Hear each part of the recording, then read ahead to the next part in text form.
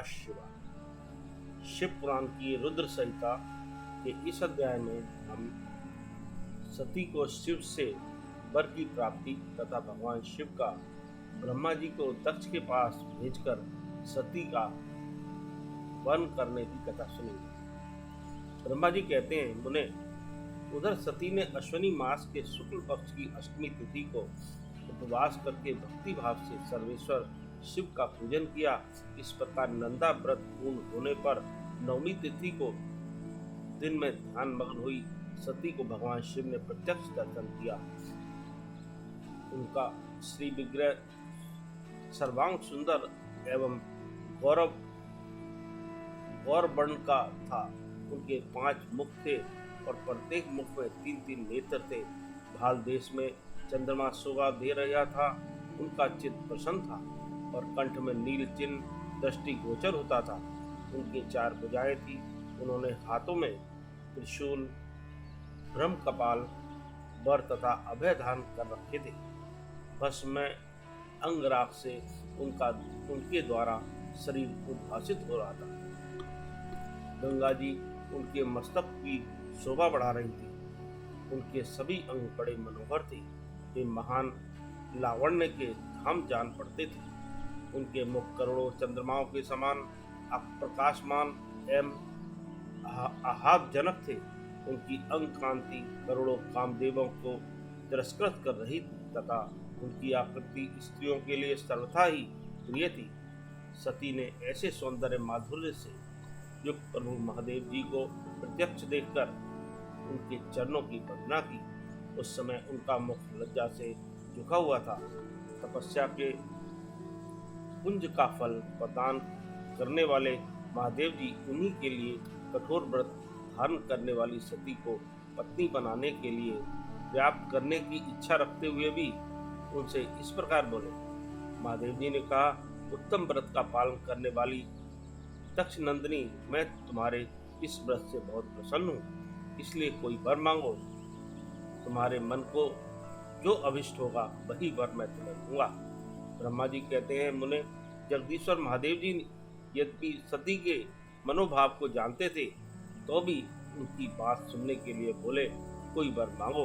परंतु सती लज्जा के अधीन हो गई थी, इसलिए उनके हृदय में जो बात थी उसे वे स्पष्ट शब्दों में कह न सकी। उनका जो अभिष्ट मनोरथ था वह लज्जा से आच्छादित हो गया। प्राण बल्लभ शिव का प्रिय वचन सुनकर सती अत्यंत प्रेम में मग्न हो गई। इस बात को जानकर भक्त वत्सल भगवान शंकर बड़े प्रसन्न हुए और शीघ्रता पूर्वक बारंबार कहने लगे, वर मांगो, वर मांगो। सत्पुरुषों के आश्चर्यभूत अंतर्यामी शंभु सती की भक्ति के वशीभूत हो गए थे। तब सती ने अपनी लज्जा को रोककर महादेव जी से कहा, वर देने वाले प्रभु, मुझे मेरी इच्छा के अनुसार दीजिए जो टल न सके। भक्त वत्सल भगवान शंकर ने देखा सती अपनी बात पूरी नहीं कह पा रही है तो वे स्वयं ही उनसे बोले, देवी, तुम मेरी भार्या हो जाओ। अपने अभिष्ट फल को प्रकट करने वाले उनके इस वचन को सुनकर आनंद मग्न हुई सती चुपचाप खड़ी रह गई, क्योंकि वे मनोवांछित वर पा चुकी थी। फिर दक्ष कन्या प्रसन्न हो दोनों हाथ जोड़कर मस्तक झुका भक्त वत्सल भगवान शिव से बारंबार कहने लगी। सती बोली, देवादिदेव महादेव प्रभु जगतपते, आप मेरे पिता को कहकर वैवाहिक विधि से मेरा पानी ग्रहण करें। ब्रह्मा जी कहते हैं, नारद, सती की यह बात सुनकर भक्त वत्सल महेश्वर ने प्रेम से उनकी ओर देखा, कहा, प्रिय, ऐसा ही होगा। तब दक्ष कन्या सती भी भगवान शिव को प्रणाम करके भक्ति पूर्वक विदा मांग जाने की आज्ञा प्राप्त करके मोह और आनंद से युक्त हो माता के पास लौट गई। इधर भगवान शिव भी हिमालय पर अपने आश्रम में प्रवेश करके दक्ष कन्या सती के वियोग से कुछ कष्ट का अनुभव करते हुए उन्हीं का चिंतन करने लगे। देवर से फिर मन को एकाग्र करके लौकिक गति का आश्रय ले भगवान शंकर ने मन ही मन मेरा स्मरण किया। त्रिशूलधारी महेश्वर के स्मरण करने पर उनकी सिद्धि से प्रेरित हो मैं तुरंत ही उनके सामने जा खड़ा हुआ।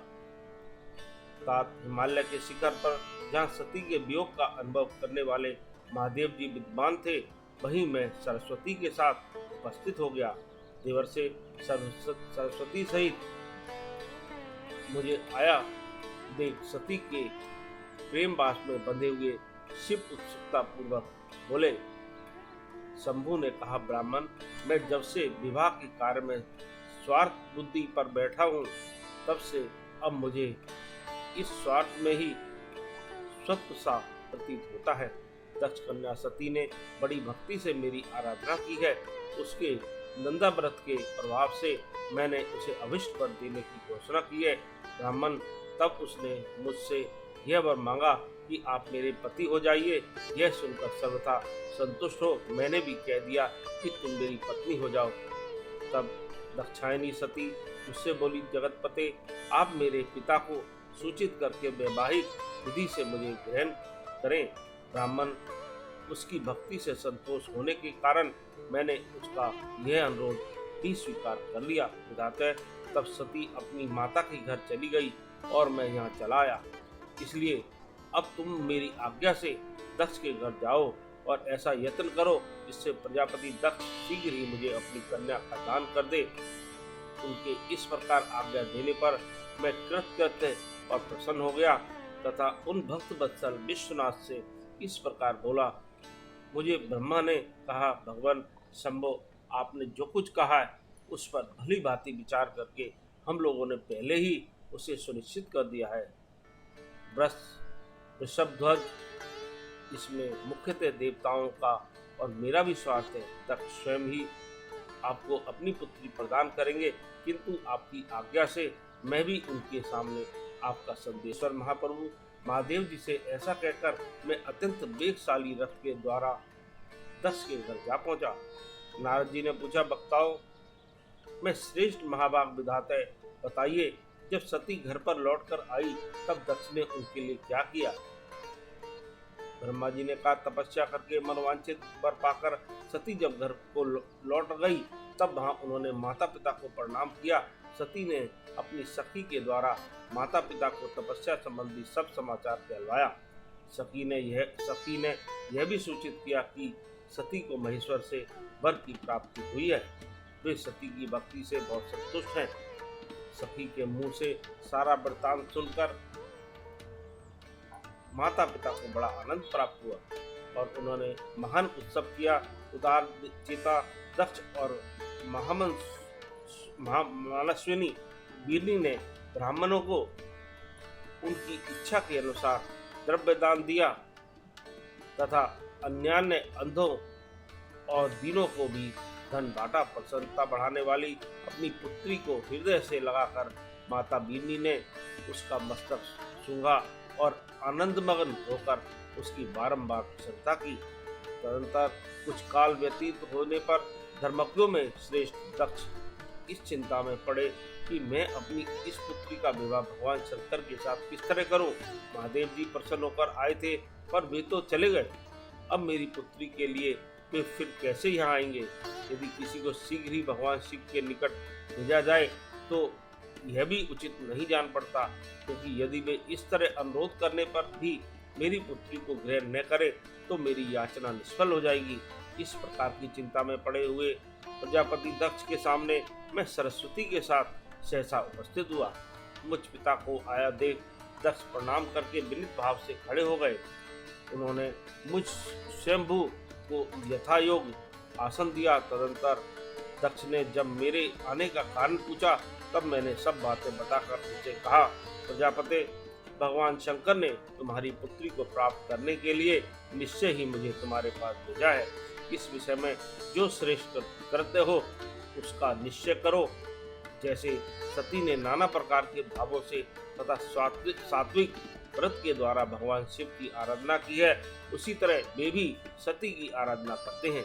इसलिए दक्ष भगवान शिव के लिए ही संकल्पित एवं प्रकट हुई अपनी इस पुत्री को तुम अविलंब उनकी सेवा में सौंप दो। इससे तुम कृतकृत्य हो जाओगे। मैं नारद के साथ जाकर उन्हें तुम्हारे घर ले आऊंगा, फिर तुम उन्हीं के लिए उत्पन्न हुई अपनी यह पुत्री उनके हाथों में दे देना। ब्रह्मा जी कहते हैं, नारद, मेरी यह बात सुनकर मेरे पुत्र दक्ष को बड़ा हर्ष हुआ। वे अत्यंत प्रसन्न होकर बोले, पिताजी ऐसा ही होगा मुने। तब मैं अत्यंत हर्षित हो वहां से उस स्थान को लौटा जहाँ लोक कल्याण में तत्पर रहने वाले भगवान शिव बड़ी उत्सुकता से मेरी प्रतीक्षा कर रहे थे। नारद मेरे लौटकर आने पर स्त्री पुत्री सहित प्रजापति दक्ष भी पूर्ण काम हो गए। वे इतने संतुष्ट हुए मानो अमृत पीकर अघा गए हो। इस प्रकार शिव पुराण का यह अध्याय समाप्त हुआ। ओम नमः शिवाय।